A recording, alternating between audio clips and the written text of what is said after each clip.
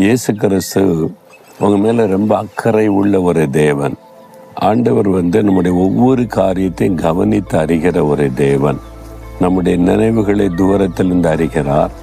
நம்ம துக்கமா இருக்கிறோமா, சந்தோஷமா இருக்கிறோமா, அல்லது சோர்ந்து போய் இருக்கிறோமா, எல்லாமே அவருக்கு தெரியும்.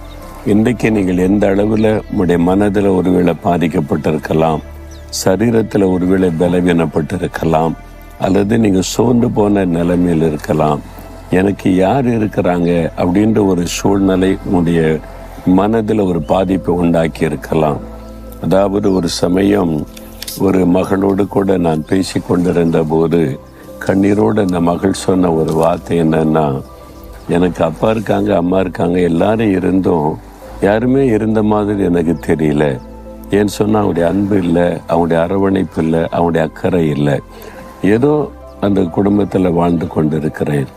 ஏன்னா என்னை பற்றி அவங்களுக்கு ஒரு அக்கறையும் இல்லை என்று சொல்லி, நான் என்ன படிக்கிறேன்னு எங்கள் அப்பாவுக்கு தெரியாது, நான் என்ன செய்கிறேன்னு தெரியாது, என்னை விசாரிக்கிறதில்லை, என்னை கவனிக்கிறதில்லை. அதாவது எல்லாரும் இருந்து ஒரு அனாதை என்பதாக அந்த மகள் சொன்னாள். அந்த மாதிரி ஒரு ஃபீலிங் உங்களுக்கு இருக்குதா? குடும்பம் இருக்குது, மனைவி இருக்காங்க, கணவர் இருக்காங்க, பிள்ளைகள், பெற்றோர் எல்லாரும் இருக்கிறாங்க. எல்லாம் இருந்துமே எனக்கு யார் இருக்கிறாங்க அப்படின்ற ஒரு உணர்வு காணப்படுகிறதா?